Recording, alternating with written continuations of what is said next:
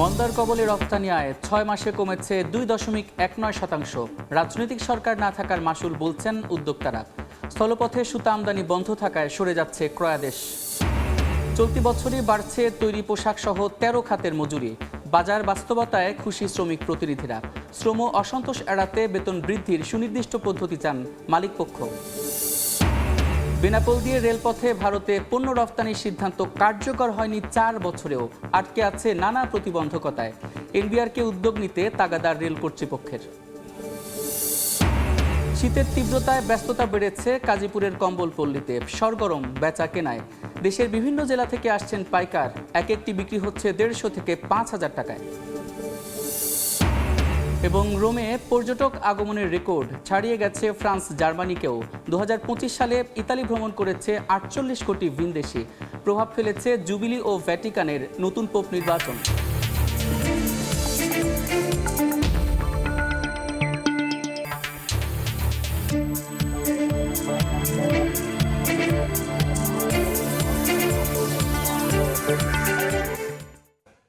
দেখছিলেন শিরোনাম। আমন্ত্রণ জানাচ্ছি দেশ ও দেশের বাইরের অর্থ বাণিজ্যের নানা খবর নিয়ে আমাদের নিয়মিত আয়োজন এই সময়ের বাণিজ্যে। আপনাদের সঙ্গে আছি আমি সাদিক হাসান ইমন। রাজনৈতিক সরকার না থাকার মাসুল গুনছে দেশের অর্থনীতি। ডিসেম্বরে 14% রফতানি আয় কমার কারণ ব্যাখ্যায় এমনটাই দাবি করছেন উদ্যোক্তারা। এজন্য স্থলপথে ভারত থেকে সুতার মতো কাঁচামাল আমদানিতে থাকা নিষেধাজ্ঞার নেতিবাচক প্রভাবকে সামনে আনছে বিকেএমইএ। দেশের অর্থনীতির প্রাণখ্যাত তৈরি পোশাক শিল্প থেকে গেল ডিসেম্বরে রপ্তানি আয় এসেছে 323 কোটি 41 লাখ ডলার, যা আগের মাসের চেয়ে 2.97% বেশি হলেও তা এক বছর আগের তুলনায় 14.23% কম। চলতি বছরের প্রথম 6 মাসের হিসাবে এ খাতের মোট আয় হয়েছে 1936 কোটি 54 লাখ ডলার। রপ্তানি উন্নয়ন ব্যুরো ইপিবির হিসাবে এই আয় গেল অর্থবছরের একই সময়ের তুলনায় 2.63% কম। এমন মন্দাদশার কারণ ব্যাখ্যায় উদ্যোক্তারা বলছেন রাজনৈতিক সরকার না থাকার মাসুল গুনছেন তারা। ইলেকশনের আগে বাইরেরও এখন বাংলাদেশে আসার জন্য অনেকবার চেষ্টা করতে, তারা এই পরিস্থিতিতে বাংলাদেশেও আসতেছে না। ডিউ টু ইলেকশনে কিও তারা ভেবেচিন্তে তারা বাংলাদেশে আসবে। আমারও প্রায় near about 3 million order stay করে দিচ্ছে, যেহেতু এখন বাংলাদেশে কোনো সরকার ইন্টারিম গভর্নমেন্ট আছে, অ্যাকচুয়ালি রাজনৈতিক কোনো সরকার নাই। সেক্ষেত্রে আমাদের অনেকে আমার অনেক ভাইয়ের এই অর্ডার স্টে করেছি। ইলেকশনের পরে আমরা অর্ডার প্লেস করব। রপ্তানি বাজারে পোশাক শিল্প মন্দার কবলে পড়ায় চাপে পড়েছে মোট রপ্তানি আয়ও। গেল 6 মাসে এক বছর আগের একই সময়ের তুলনায় 2.19% কমে নেমেছে 2399 কোটি 69 লাখ ডলারে।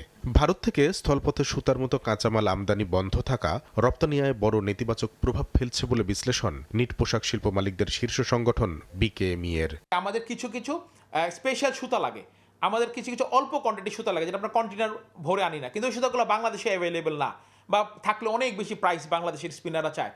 ফলে সেই অর্ডারগুলো আমরা এখন কম্পিটিটিভনেস হারাইছি। বাইরে আমাকে দিচ্ছে না, ইন্ডিয়াতে বা ভিয়েতনামের অর্ডারগুলো দিয়ে দিচ্ছে, আমরা সেই অর্ডারগুলো হারাইছি। আপনি দেখবেন যে এপ্রিলে যখন বেনাপোল বন্ধ হয়ে গেল, আপনি দেখেন তার 4 মাস, ঠিক জুলাইয়ের পরের থেকে আপনি 5 মাস হিসাব করেন, আমাদের এক্সপোর্ট মাইনাস। বছর ব্যবধানে গেল ডিসেম্বরে 12.36% কমেছে চামড়া শিল্পের রপ্তানি আয়। এ অবস্থায় রপ্তানি আয় বাড়াতে সরকারকে দূরদর্শী কৌশল নিয়ে এগিয়ে আসার পরামর্শ অর্থনীতিবিদদের। ব্যাংক, বীমা, পরিবহন প্রত্যেকটা খাতে কিন্তু একটা চাপের মধ্যে চলে গেছে। প্রথমত যে আমাদের বাণিজ্য মন্ত্রণালয়, তার এখন খুবই অ্যাক্টিভ হতে হবে এবং আমাদের সামনে যে সমস্ত বাণিজ্য চুক্তিগুলো রয়েছে তো সেগুলো খুব দ্রুত স্বাক্ষর করার জন্য সচেষ্ট হতে হবে।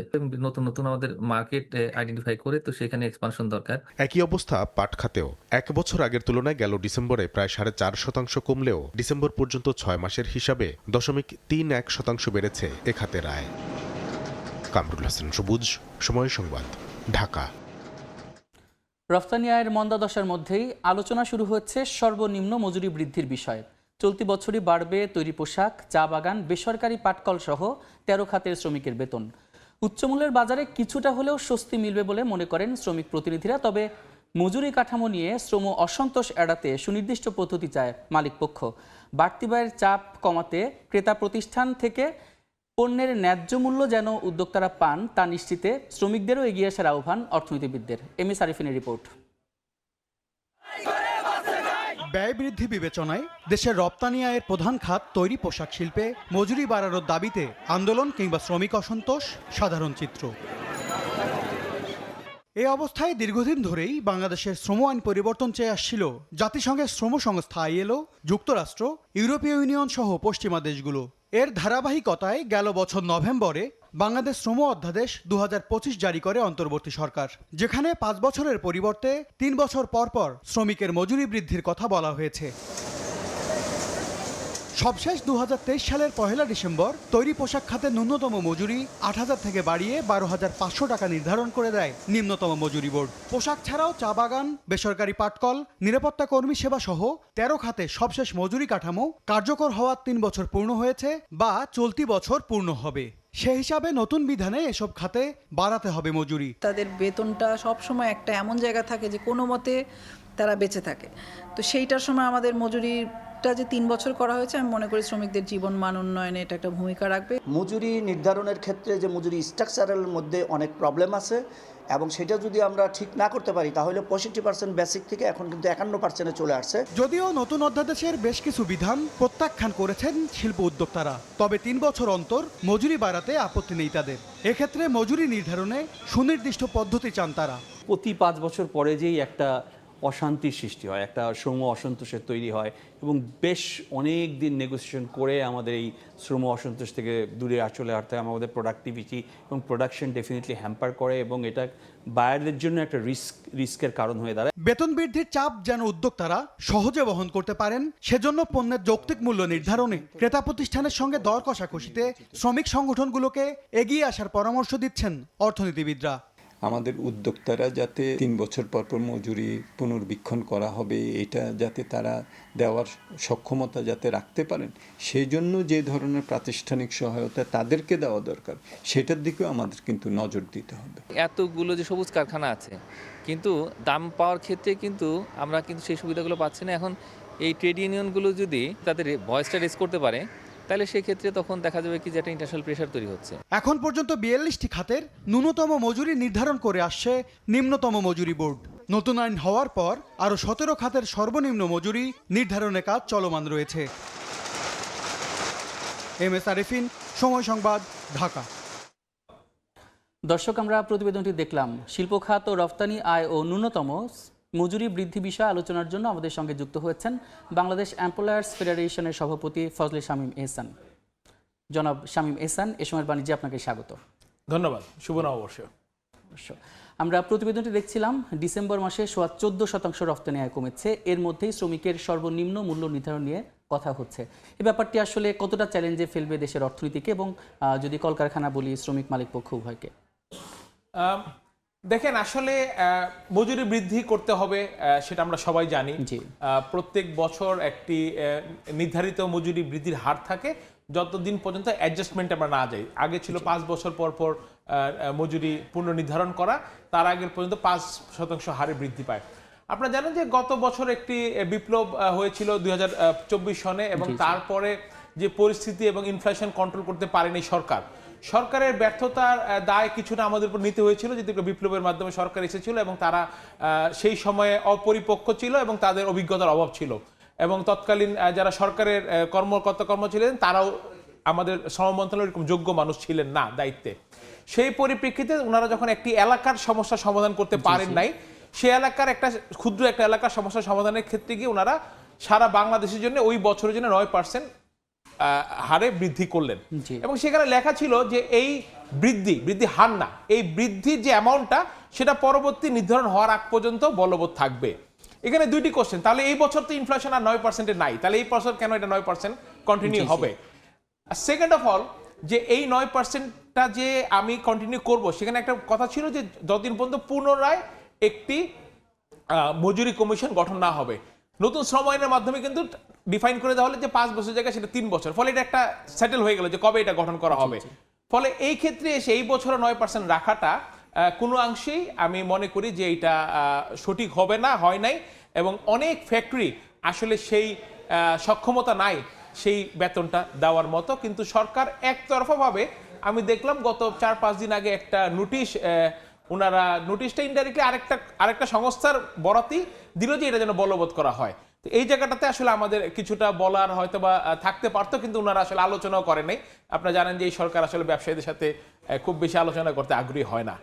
তো এইটা একটা আমাদের জন্য একটি বড় চ্যালেঞ্জের জায়গা। এছাড়া আপনি যদি মজুরি নির্ধারণের হার বলেন বা মজুরি নির্ধারণ পদ্ধতি বলেন, তাহলে আমি বলবো যে মজুরি নির্ধারণের পদ্ধতিটা বাংলাদেশে একটা সম্পূর্ণ অযৌক্তিক, অগণতান্ত্রিক, এবং এটা আসলে কোনো সায়েন্স বেস না, এবং এটা একটা মানে এইভাবে এটা হতে পারে না। আমি যদি বলি যে আপনি অন্যান্য দেশের কথা যদি বলেন, ক্যাম্বোডিয়া, তারা যেমন সারা বিশ্বে এখন কিন্তু অ্যাপারেলস এবং টেক্সটাইল খাতের একটি মন্দা চলছে। এই ক্যাম্বোডিয়া গত 2 বছর, যদিও তাদের স্যালারি আমাদের থেকে বেশি ছিল, বাট তাদের জীবনযাত্রার মানও ডিফারেন্ট। সব দেশে চালের দাম এক না, সব দেশে জীবনযাত্রার খরচ এক না। ক্যাম্বোডিয়া যদি বলেন, তারা গত বছর এবং এই বছর তারা অ্যারাউন্ড 1%-এর মতো ইনক্রিমেন্টে তারা ছিল। আগের বছর 1.39, এবার লেস দেন 1%। সো এটা এভারেজ 1% তারা 2 বছর ধরে বেতন বাড়িয়েছে।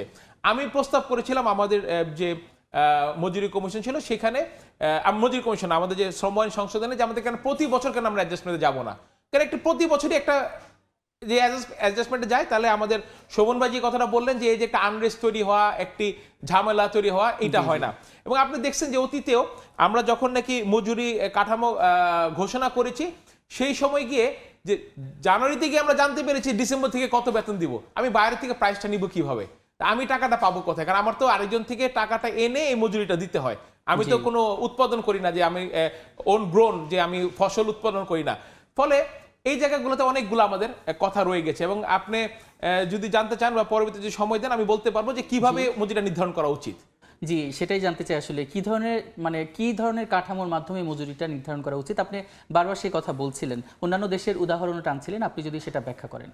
আমি যদি একটু দেখে বলি, আপনাকে আমাকে যদি পারমিশন দেন, মুখস্থ নেই, আমি ক্যাম্বোডিয়ার কথা বলি। দেখেন, আমাদের বাংলাদেশে যখন নাকি একটা মজুরি নির্ধারণ করা হয়, তখন ইনফ্লেশনটাই শুধু দেখা হয়, যে ইনফ্লেশন রেট অনেক বেশি, জীবনযাত্রার মান বেড়ে গিয়েছে, একটা ক্রাইটেরিয়া দেখা হয়। বাট ক্যাম্বোডিয়াতে 7টা ক্রাইটেরিয়া দেখা হয়।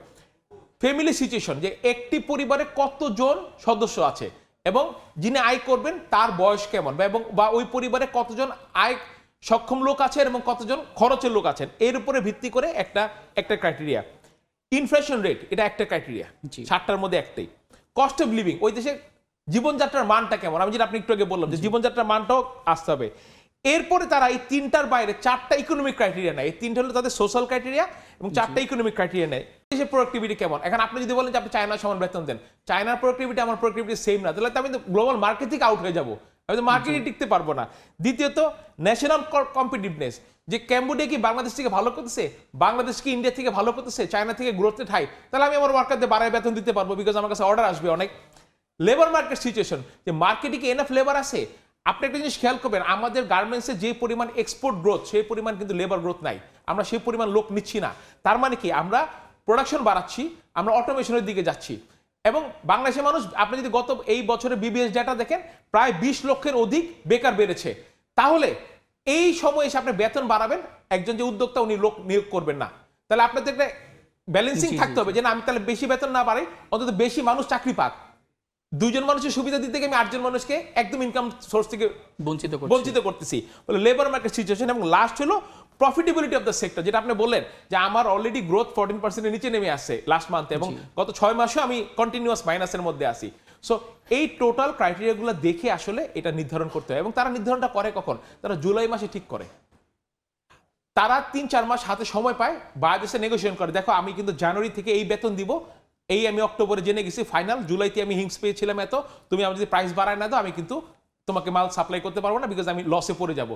এই জিনিসগুলো একটা সিস্টেমের মধ্যে আনা হয়, আমি মনে করি প্রতি বছরই শ্রমিকের একটা বেতন অ্যাডজাস্টমেন্টে যাওয়া উচিত, কারণ প্রত্যেক বছর জীবনযাত্রার খরচ বাড়তেছে, নানান খরচ হচ্ছে, 3 বছরও জি, বাংলাদেশের ন্যূনতম যে বেতনটা দেওয়া হয়, সেই বেতনে আসলে তাদের যদি বলি একক পরিবার নিয়েও চলা আসলে কঠিন হয়ে পড়ে। তারপরেও জানতে চাচ্ছি যে বেতন বৃদ্ধির চাপ যাতে উদ্যোক্তারা এড়াতে পারেন, এজন্য আসলে শ্রমিকরা কি ধরনের ভয়েস রেজ করে কি ধরনের পাশে দাঁড়াতে পারে বহির্বিশ্বের রপ্তানির ক্ষেত্রে, এটা যদি বলেন।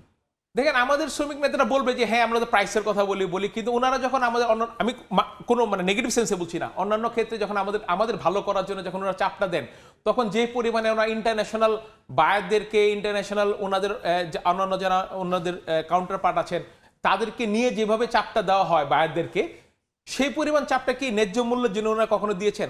কখনো কোনো ইন্টারন্যাশনাল এজেন্সি বায়ারদেরকে বলেছে যে আমি তোমার বিরুদ্ধে করব, প্রোটেস্ট করব, আমি তোমার বিরুদ্ধে মিছিল করব, আমি তোমাদেরকে ব্ল্যাকলিস্ট করব, তোমার প্রত্যেকটা দোকানের সামনে গিয়ে আমি হাঙ্গামা করব তুমি যদি ন্যায্য মূল্য না দাও? আজ পর্যন্ত পাবেন না। বলছে হ্যাঁ সেফটি নাই, হাঙ্গামা করছে গিয়ে। আমি এগ্রি করি, আমি শুরুতে বলেছি, আমি এটা ডিসএগ্রি করি না, বাট ওই সময় তারা যে কাজগুলো করেছে এই শ্রমিকদের বেঁচে থাকার জন্য, ন্যায্য মূল্যটা পাওয়ার জন্য কি সেরকম কোন আন্দোলন করেছে? ওনারা বললো আমরা টকশোতে বলি এই করি ওই করি, বাট এটার কিন্তু আসলে কোনো রেজাল্ট ওরিয়েন্টেড কাজ ওনারা করেন নাই।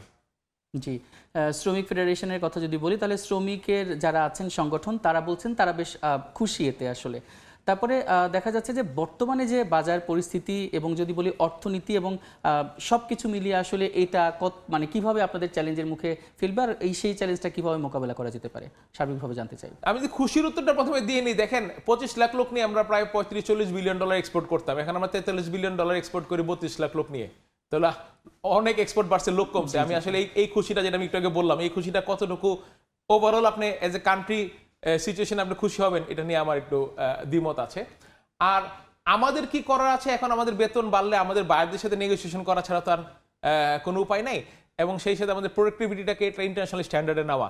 অন্যান্য দেশের কত ম্যান মিনিট লাগে একটা প্রোডাক্ট তৈরি করতে, আমাদের এখানে কত কি পরিমাণ সময় লাগতেছে সেটা তৈরি করার জন্য এফিসিয়েন্সিতে, সেগুলো নিয়ে আমাদের এখন কাজ করার সময় এসেছে। এবং আমি মনে করি যে যাই হোক আমাদের যে পরিমাণ শ্রমিক আছে তাদের নিয়েও বেঁচে থাকতে গেলেও অটোমেশনের দিকে আরও বেশি আমাদের ধাবমান হতে হবে, এবং শ্রমিকের খরচ কমিয়ে, মানে ইন্ডিভিজুয়াল শ্রমিকের বেতন বাড়লে আমার ওভারঅল শ্রমিকের, কারণ বাইরেরা খুব বেশি টাকা বাড়াই দিবে না, ফলে সেখানে অটোমেশনে ইনভেস্ট করা ছাড়া আসলে আমাদের খুব বেশি গতি নেই। সো প্রোডাক্টিভিটি এবং অটোমেশন এই দুইটাই আসলে আমাদের এখন নজরে দিতে হবে। এবং আমি যেটা আশা করব যে এই সরকার তো অনেক বড় বড় কথা বলেছেন, কাজের কাজ কতটুকু হয়েছে, কিন্তু অন্তত তারা একটা সিস্টেমের দিকে যদি ওনারা যেতে পারেন যে কিভাবে বেতন বৃদ্ধির একটা ফর্মুলা তৈরি করা যায়, ফর্মুলা তৈরি করার জন্য যদি ওনারা চেষ্টা করেন, আগামী সরকার আমি নিঃসন্দেহে বিশ্বাস করি একটু জনগণের সরকার যারাই আসুক তারা এই ব্যাপারটা ভালো মতন একটা এগিয়ে নিয়ে যাবে। জি, আপনি বলছিলেন অটোমেশনের কথা, অটোমেশন আসলে কতদূর প্রসেসিংয়ে আছে বা কতটুকুই দেশে কাজে লাগানো যাবে, কতটুকু সক্ষমতা রয়েছে, আর সেক্ষেত্রে দেখা যায় যে আমাদের আসলে মানব সম্পদের উপর কী ধরনের প্রভাব ফেলবে, আপনি ছোট করে উত্তর দিবেন। অটোমেশনে আমরা অনেকখানি পিছিয়ে আছি, কিন্তু আমি মনে করি আমাদের দেশের উদ্যোক্তাদের যে পেস বা তাদের যে কোনো কিছু অ্যাবজর্ব করার ক্ষমতা, ওনারা যদি এগিয়ে আসেন তাহলে খুব অল্প সময়ের মধ্যেই অটোমেশন আমাদের গার্মেন্টস সেক্টরে, টেক্সটাইল সেক্টরে খুব বেশি ভালো মতো এটাকে আমরা নিয়ে নিতে পারবো। জি জি, আপনাকে অসংখ্য ধন্যবাদ আমাদের সঙ্গে যুক্ত হওয়ার জন্য। ধন্যবাদ। আমরা এতক্ষণ আলোচনা করছিলাম শ্রমিকের বেতন সর্বনিম্ন কত বেতন নির্ধারণ করা যায় সেই বিষয়াদি নিয়ে, আর তার জন্য আমাদের সঙ্গে যুক্ত ছিলেন জনাব ফজলে শামীম এহসান।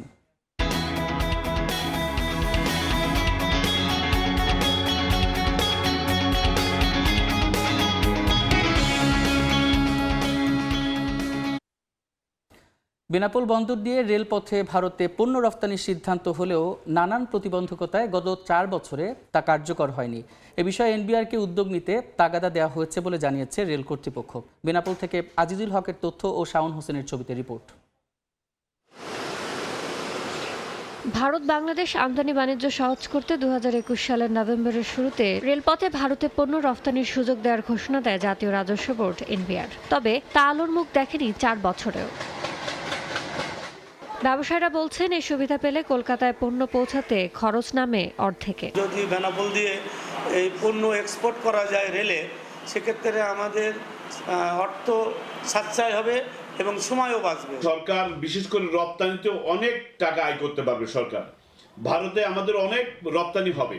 রেলপথে ভারতে পণ্য রফতানি চালুর উদ্যোগ নিতে জাতীয় রাজস্ব বোর্ড এনবিআরকে আবারও তাগাদা দেওয়া হয়েছে বলে জানিয়েছে রেল কর্তৃপক্ষ। অলরেডি আমরা প্রস্তাবনা দিয়েছি এবং সেই প্রস্তাবনা রেলপথ মন্ত্রণালয়ের মাধ্যমে জাতীয় রাজস্ব বোর্ড সেই দপ্তরে পাঠানো হয়েছে এবং জাতীয় রাজস্ব বোর্ডের অনুমোদন পেলে এটা শুরু হবে। নানান প্রতিবন্ধকতায় 2024-25 অর্থ বছরের প্রথম 4 মাসের তুলনায় 2025-26 অর্থ বছরের প্রথম 4 মাসে বেনাপোল বন্দরে রফতানির পরিমাণ কমেছে 1,15,418 মেট্রিক টন। সময় সংবাদ। এবার জানাবো ঢাকার পুঁজিবাজারের খবর। এই সপ্তাহের দ্বিতীয় কার্যদিবসে নিম্নমুখী প্রবণতার মধ্য দিয়ে চলছে ডিএসসির লেনদেন। চলে যাচ্ছি ডিএসসি ওয়েবসাইটে। তার আগে কিন্তু গতকালকের প্রসঙ্গ টানতে চাই। গতকাল কিন্তু গত সপ্তাহে যদিও একদিনও 500 কোটির উপরে লেনদেন হয়নি, 400 কোটিও ছুঁতে পারেনি। গতকালকে কিন্তু 500 কোটির উপরে লেনদেন হয়েছিল এবং প্রধান সূচক সেটি কিন্তু 54 পয়েন্ট বেড়েছিল। আজকে দেখতে পাচ্ছি যেমনটা বলছিলাম যে প্রথম 1.5 ঘন্টায় কিন্তু 3টি সূচকে নিম্নমুখী প্রবণতায় রয়েছে। প্রধান সূচক ডিএসইএক্স সেটি কিন্তু 8 পয়েন্ট কমে এখন অবস্থান করছে 4952 পয়েন্টের বেশি। সরিয়া সূচক সেটি কিন্তু এখন নিম্নমুখী প্রবণতায় রয়েছে এবং বাছাইকৃত সূচক জিএসটি 30 সেটাও কিন্তু ডিএস 30ও কিন্তু এখন নিম্নমুখী প্রবণতায় রয়েছে। ঢাকা পুঁজিবাজারে এখন পর্যন্ত লেনদেন হয়েছে 188 কোটি 33 লক্ষ টাকার বেশি। যে কোম্পানিগুলো এখন লেনদেন করছে তার মধ্যে 161টি কোম্পানির শেয়ারের দাম বেড়েছে, 132টি কোম্পানির শেয়ারের দাম কমেছে এবং এখন পর্যন্ত গত কার্যদিবসের মতো অপরিবর্তিত অবস্থায় রয়েছে 83টি কোম্পানির শেয়ারের দাম। এখন দেখা যায় ঢাকা পুঁজিবাজারে কোন কোম্পানিগুলো লেনদেন করছে, তার মধ্যে শীর্ষ 20-এ কোন কোম্পানিগুলো রয়েছে এবং কার অবস্থান কোথায়। প্রথমেই কিন্তু রয়েছে ওরিয়ন ইনফিউশন, যার একটি শেয়ার এখন বিক্রি হচ্ছে 382 টাকায়। গত কার্যদিবসের একটি শেয়ারের সর্বশেষ দাম ছিল 383 টাকা 10 পয়সা, অর্থাৎ আজকে কিন্তু এর একটি শেয়ারের 1 টাকা 10 পয়সা দাম কমেছে, তারপরেও শীর্ষস্থান ধরে রেখেছে এবং এখন পর্যন্ত ঢাকা পুঁজিবাজারে এই কোম্পানিটি লেনদেন করেছে 9 কোটি টাকার উপরে। দ্বিতীয় অবস্থানে রয়েছে মালিক স্পিনিং মিলস, যার একটি শেয়ার এখন বিক্রি হচ্ছে 30 টাকা 90 পয়সায়। গত কার্যদিবসের তুলনায় কিন্তু একটি শেয়ারের দাম 1 টাকা বেড়েছে এবং এখন পর্যন্ত এটি ঢাকা পুঁজিবাজারে লেনদেন করেছে 6 কোটি 76 লক্ষ টাকার বেশি। তৃতীয় অবস্থানে রয়েছে সিটি ব্যাংক, যার একটি শেয়ার এখন বিক্রি হচ্ছে 25 টাকা 10 পয়সায়। গত কার্যদিবসে কিন্তু সর্বশেষ দাম ছিল 25 টাকা 40 পয়সা, তার আজ কিন্তু 30 পয়সা কমেছে। তারপরে রয়েছে রহিমা ফুড, যার একটি শেয়ার এখন বিক্রি হচ্ছে 153 টাকা 80 পয়সা। গত কার্যদিবসের তুলনায় কিন্তু 4 টাকার একটি শেয়ারের দাম বেড়েছে। তারপরে রয়েছে উত্তরা ব্যাংক, যার একটি শেয়ার এখন বিক্রি হচ্ছে 23 টাকা 90 পয়সা। গত কার্যদিবসের তুলনায় কিন্তু একটি শেয়ারের দাম 30 পয়সা কমেছে। তো গতকাল আমরা যদি বলি সপ্তাহের প্রথম দিন কিন্তু বেশ ভালোভাবেই কিন্তু ঢাকা পুঁজিবাজারে লেনদেন শুরু হয়েছিল, কিন্তু আজকে দেখতে পাচ্ছি যারা শীর্ষে রয়েছে যে কোম্পানিগুলো লেনদেনে, তারাও কিন্তু দেখা যাচ্ছে যে নিম্নমুখী প্রবণতার মধ্য দিয়ে চলছে। তো দেখা যাক আজকে আসলে যখন 3টা বাজবে, সময় শেষ হবে, দেখা যাবে কার অবস্থান কোথায় দাঁড়ায় এবং লেনদেনই বা কতটুকু হয়। ডিএসসির ওয়েবসাইট থেকে এই ছিল আমার কাছে লেটেস্ট আপডেট। টানা 3 দফা কমানোর পর আবারও দেশের বাজারে স্বর্ণের দাম বাড়ানোর সিদ্ধান্ত নিয়েছে বাংলাদেশ জুয়েলার্স অ্যাসোসিয়েশন বাজুস। এবার ভরিতে 2216 টাকা বাড়িয়ে 22 ক্যারেটের 1 ভরি স্বর্ণের দাম 2,24,940 টাকা নির্ধারণ করেছে সংগঠনটি। রোববার রাতে এক বিজ্ঞপ্তিতে এ তথ্য জানায় বাজুস। সোমবার থেকেই কার্যকর হবে নতুন দাম। স্থানীয় বাজারে বেজাপি স্বর্ণের মূল্য বৃদ্ধির কারণে নতুন করে বেড়েছে দাম, এমনটাই জানায় বাজুস। নতুন দাম অনুযায়ী 21 ক্যারেটের প্রতি ভরি 2,14,734 টাকা, 18 ক্যারেটের প্রতি ভরি 1,84,058 টাকা এবং সনাতন পদ্ধতির প্রতি ভরি স্বর্ণের দাম 1,53,323 টাকা নির্ধারণ করা হয়েছে।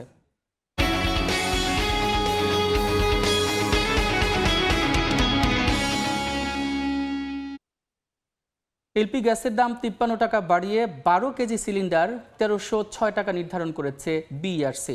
তবে বেঁধে দেওয়া দামেও গ্রাহক গ্যাস পাবেন কিনা তার নিশ্চয়তা দিতে পারছে না সংস্থাটির চেয়ারম্যান। গত কয়েকদিন ধরে এলপি গ্যাস নিয়ে দেশ জুড়ে চলছে নজিরবিহীন নৈরাজ্য। অনেক জায়গায় বেঁধে দেওয়া দামের প্রায় দ্বিগুণ টাকায়ও মিলছে না এলপি গ্যাস। কোথাও 1900 চাচ্ছে, কোথাও 2100-2200 এরকম টাকা দাম চাচ্ছে। আমরা লাইনের বিলে দিয়ে হচ্ছে 1080 টাকা, সে জায়গায় এটা তো যদি 2000 হয় তখন তো অবশ্যই এটা টু মাচ এক্সপেন্সিভ। একটা গ্যাসে কিভাবে 700-800 টাকা করে বেড়ে যায় রাতারাতি। বাজারে এমন অস্থিরতার মধ্যে রোববার এলপিজির আনুষ্ঠানিক দাম আরেক দফা বাড়ালো নিয়ন্ত্রক সংস্থা বিইআরসি। 53 টাকা বাড়িয়ে গ্রাহক পর্যায়ে 12 কেজি সিলিন্ডারের দাম নির্ধারণ করা হয়েছে 1,306 টাকা। তবে বেঁধে দেয়া এই দামে বাজারে এলপি গ্যাস পাওয়ার নিশ্চয়তা দিতে পারলেন না খোদ বিইআরসি চেয়ারম্যান। গ্রাহক পর্যায়ে এই দামে পাবে এটা নিঃসন্দেহে আমরা দিতে পারবো না, কিন্তু আমরা যে দামটা নির্ধারণ করি এটা হলো যেটা যারা উৎপাদনকারী বটলার্স তারা যে দামে আমদানি করেন, তাদের যে পরিবহন মূল্য, তাদের যে এক্সচেঞ্জ রেট, এ সকল হিসাব করে আমরা দামটা নির্ধারণ করি। বিইআরসি চেয়ারম্যান জানালেন, উৎপাদক পর্যায়ে দাম বেশি রাখার অভিযোগ পেলে ব্যবস্থা নেওয়া হবে। আর ভোক্তা অধিকার সংরক্ষণ অধিদপ্তরকে বলা হয়েছে বাজারে নজরদারি বাড়াতে। এলপি গ্যাসের ঘোষিত দামের সঙ্গে বাজারের বাস্তব চিত্রের তফাৎ দেখা যায় প্রায় সব সময়ই। তবে গত কয়েকদিন ধরে যা হচ্ছে তা অনেকটাই নজিরবিহীন। আর এসব নিয়ন্ত্রণে দায়িত্বে আছে অনেক সংস্থা, তবু যেন দেখার নেই কেউই। ফারুক ভিয়া, রবিন, সময় সংবাদ, ঢাকা। 40 বছর ধরে অসংখ্য খুশির মিছিল ছিল আইডিএলসি, থাকবে আগামীতেও। দেশব্যাপী রোড শোর কর্মসূচির অংশ হিসেবে খুলনায় বিভিন্ন দোকান পরিদর্শন করেছেন লাক্স সুপারস্টার 2025-এর ফাইনালিস্টরা। রোববার দুপুরে নগরীর দৌলতপুর বাজারে এই রোড শোর আয়োজন করা হয়। ব্যান্ড পার্টির বাজানোর তালে তালে ফাইনালিস্টরা বাজারের বিভিন্ন মুদি দোকান ঘুরে দেখেন এবং লাক্স পণ্যের বিক্রেতাদের সঙ্গে শুভেচ্ছা বিনিময় করেন। এই সময় ভক্তদের সঙ্গে কথা বলেন 4 সুপারস্টার ফাইনালিস্ট আমিনা ইসলাম, বিদুষী বর্ণিতা, নুসরাত আফরিন ইউমনা ও নাজা নওয়ার বিনতে নুরুল। এ সময় ইউনিলিভার বাংলাদেশ লিমিটেডের কর্মকর্তারাও উপস্থিত ছিলেন। এই সময়ের বাণিজ্য।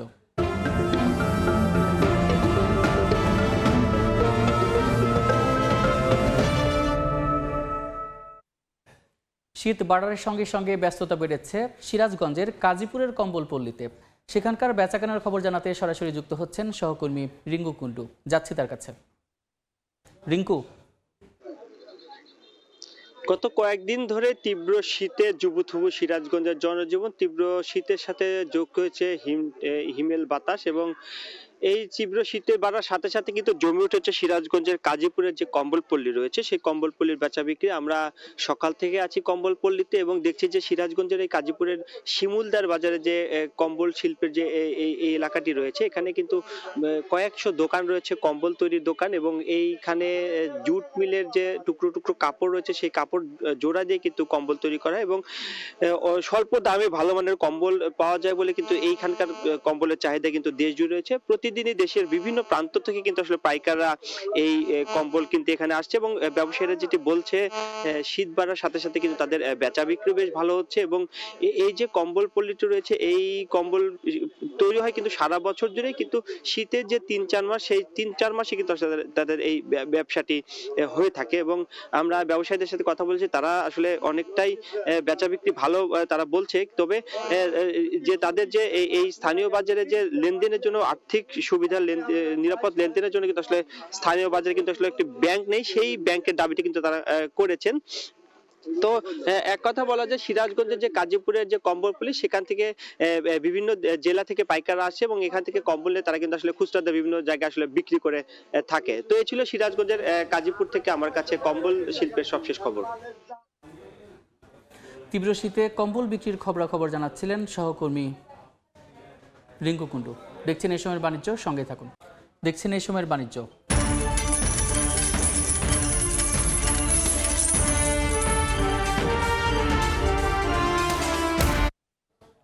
বিশ্ববাজারে বাড়ছে বিটুমিনের দাম, ঊর্ধ্বমুখী রয়েছে লেড, অ্যালুমিনিয়াম, কোবাল্ট ও টিনের দামও। দ্য ট্রেডিং ইকোনমিক্সের তথ্য বলছে সড়ক অবকাঠামো তৈরিতে দরকারি বিটুমিনের বিশ্ববাজার বর্তমানে ঊর্ধ্বমুখী। প্রতি মেট্রিক টন সোমবার বেচাকেনা হচ্ছে $450.97। দাম বেড়েছে লেডের। মাস ব্যবধানে 1.18% বেড়ে প্রতি মেট্রিক টন বিক্রি হচ্ছে $2021.30। উড়োজাহাজ, মহাকাশযানের বডি নির্মাণ থেকে শুরু করে তৈজসপত্র তৈরিতে দিন দিন বাড়ছে অ্যালুমিনিয়ামের চাহিদা। সেই সঙ্গে পাল্লা দিয়ে বিশ্ববাজারে বাড়ছে দামও। একদিনেই $27 বেশি বেড়ে প্রতি টন এই ধাতু বিক্রি হচ্ছে $3023.10। তবে নিম্নমুখী পলিইথিলিন এক মাসের ব্যবধানে 7.34% দাম কমে প্রতি মেট্রিক টন বিক্রি হচ্ছে $900.79। অন্তরা সেন, সময় সংবাদ। দেখছেন এই সময়ের বাণিজ্য। বিদায়ী 2025 সালে রেকর্ড গড়ে ইতালি ভ্রমণ করেছেন 48 কোটি পর্যটক। জুবিলি ভ্যাটিকানের নতুন পোপ নির্বাচনের কারণে এই সংখ্যক পর্যটকের আগমন ঘটেছে বলে জানিয়েছে আন্তর্জাতিক গণমাধ্যম। পুরো ইতালিতে সেপ্টেম্বরে হোটেল বুকিংয়ের পরিমাণ ছিল 56%, অক্টোবরে ছিল 63.7%, এমনকি ধীরগতি ডিসেম্বর মাসেও হোটেল বুকিং ছিল 44.9%। 2025 সালে রেকর্ড সংখ্যক পর্যটকের আগমনে পর্যটন এলাকায় ব্যবসা করা প্রবাসী বাংলাদেশিরাও হয়েছেন লাভবান। পর্যটকের সংখ্যায় ফ্রান্স ও জার্মানিকে ছাড়িয়ে ইতিহাস গড়েছে ইতালি।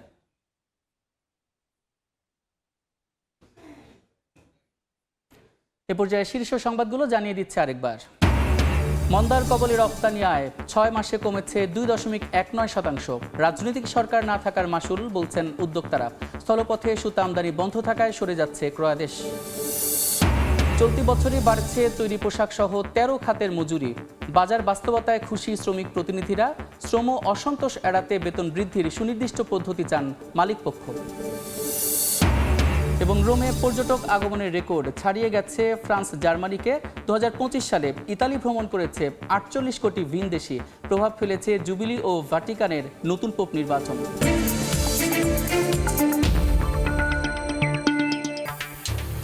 এই ছিল এই সময়ের বাণিজ্যে। দুপুর 12টার সময় সংবাদের সঙ্গে থাকবেন রোজা চৌধুরী। ধন্যবাদ সাদিক। দুপুর 12টার সময় সংবাদ নিয়ে আসছি কিছুক্ষণ পর, সঙ্গে থাকুন সময়ের।